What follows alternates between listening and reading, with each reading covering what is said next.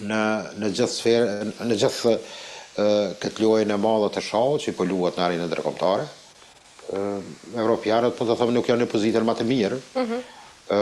Por mendoj që amerikanët shifën që në Evropën juglindore, në një farë mënyrë, një lloj përkrahasi kanë elemente të faktorin shqiptar. Por kjo nuk do thotë që amerikanët nuk mund të kenë pastaj një qasje tjetër në të ardhmen e afërt. Kjo është parë, thëmë drejtën, edhe me qasjen e Siri, ku ka qenë, do të thotë, përkrahas më të mëdhenj të interesave kurde. Dhe kjo ka qenë e hapur, do të thotë, ato bazën e pjesëve veriminore kanë qenë edhe bazat amerikane dhe përkrahja që ka dhënë SDF-it, do të thotë, forcave kurde të cilët kanë luftuar regjimin e Asadit, por edhe me ardhen e Al-Sharës apo interesat turke në këtë pjesë. Dhe sot i ke, do thotë, të hedhur, mund të them, të përdorur dhe të gjuajtur. Dhe kjo mendoj që duhet të kemi kujdes në aspektin e interesave të fuqive të mëdha, ndonjëherë mund të jenë edhe vendime jo të këndshme. Por përgjithësi orientimi dhe shpresa e vetme për momentin, për faktorin shqiptar, sidomos për Kosovën plas, është jo vetëm ai zhargoni që ndoshta mund të jetë që çdo herë mendohet dhe shpresohet që shpresa jone vetëm mund të jetë kjo, e vërteta që ndron ashtu, por duhet të kemi kujdes që nesër mund të jemi ndoshta ose edhe me një insistim të një marrëveshje apo përfundimin e dialogut Kosovë-Serbi mund ta servohet diçka që me këngulje nga miqtan mund të jetë një lloj presioni. Zoti Bilali, nga ana tjetër, raportet tregojnë se Rusia synon të mbajë Serbinë larg perëndimit duke bllokuar kështu dhe normalizimin me Kosovën. Mendoni se jemi përballë një strategjie të qëllimshme për ta mbajtur disi konfliktin të ngrirë? Po, kryesisht Rusia ka arritur, ose edhe politika serbe ka arritur që të çështjen e nisit, industrisë e naftës së Serbi, ta rikthej dhe të shes aksionet e Gazpromit, pastaj asaj kompanisë ruse Naftol, e cila ka qenë një përqindje kështu me ato aksionet shtetërore në Serbi. Dhe ka rritur që do të ta gjej një kompani në Hungari dhe ta bëj, do thotë, këtë ndryshim i cili në një farë mënyrë mund të jetë vetëm ndryshim i emrit, i firmës, por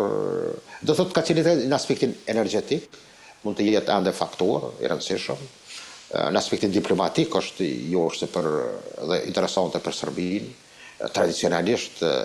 një raport me Federatën Ruse, aspektit religios, do thotë është një lloj bastioni interesave të ortodoksisë në Ballkan, apo marrëdhëniet e kishës ortodokse serbe me patriarkanën e Moskës, dhe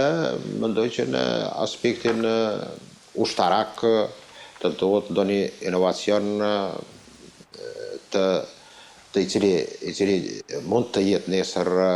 i dërguar edhe për Serbinë, meqense kanalet toksore janë sot për sot janë më problematike. Por do thotë janë 3-4 elemente që ka çështja do thotë energjisë deri te aspekti dhe kapacitetet ushtarake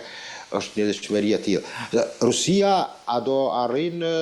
të mbajë këtë tempo dhe këtë situatë, mund të them, të status quo në Ballkan? Sigurisht që po,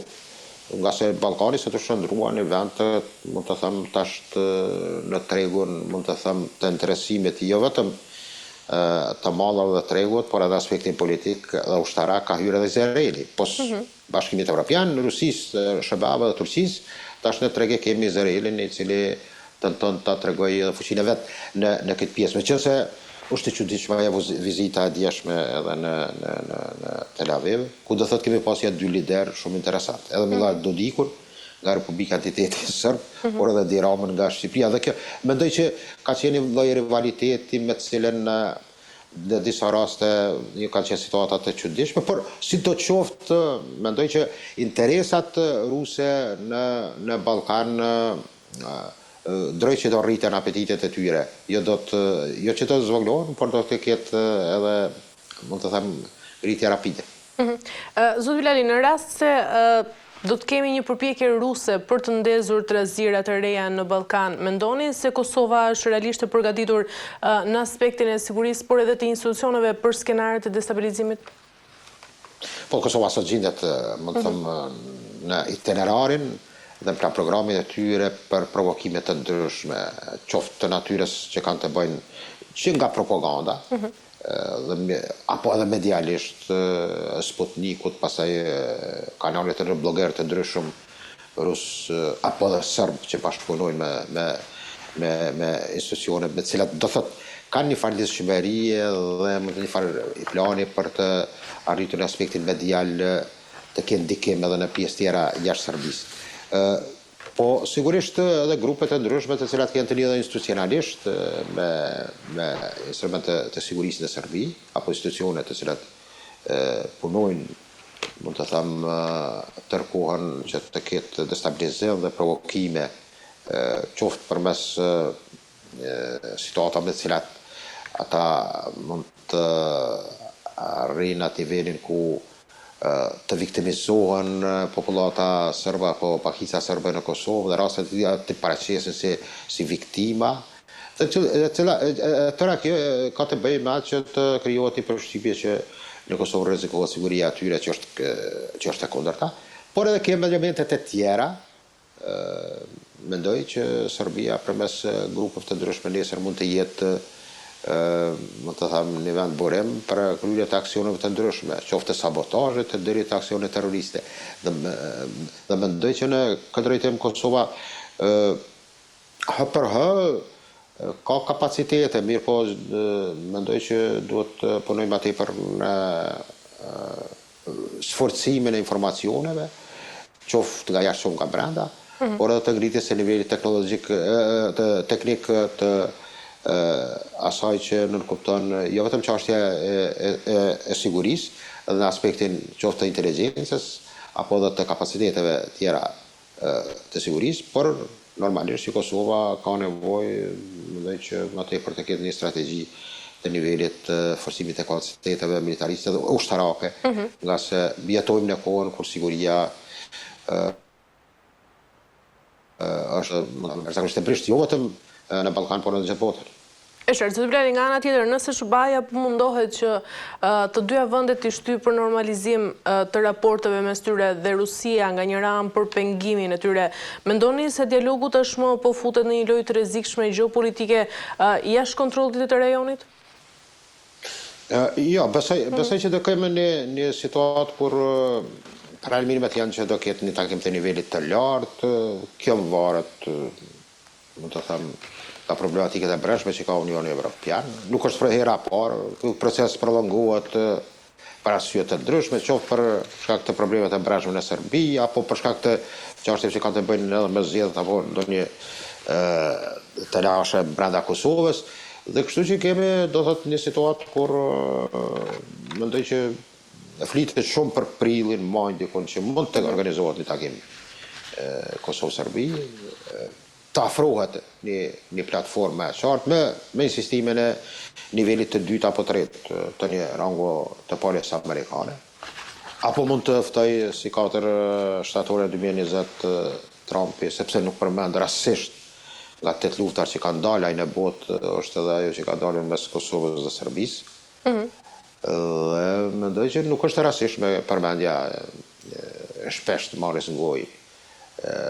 e kësaj situate apo ndalimit të këtij konflikti apo lufte, dhe mund të ndodhë që për, mund të them, aspekte të ndryshme që mund të jenë jashtëzakonisht interesante për vetë Donald Trumpin të organizojnë një takim prapë në shtëpinë e bardhë. Do të them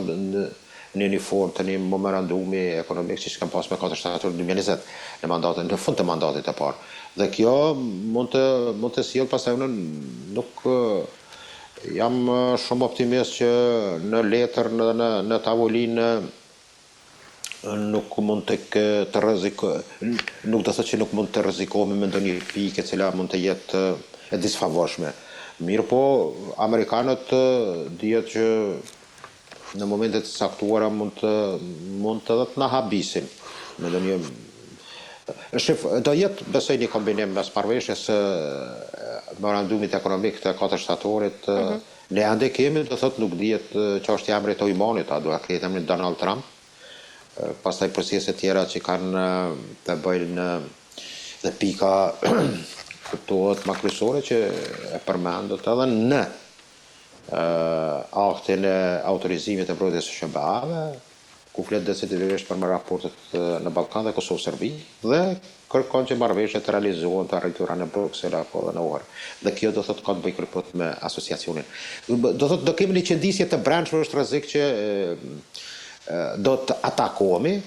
por a do kemi njojën në fund për normalizim të marrëdhënieve Kosovë-Serbi,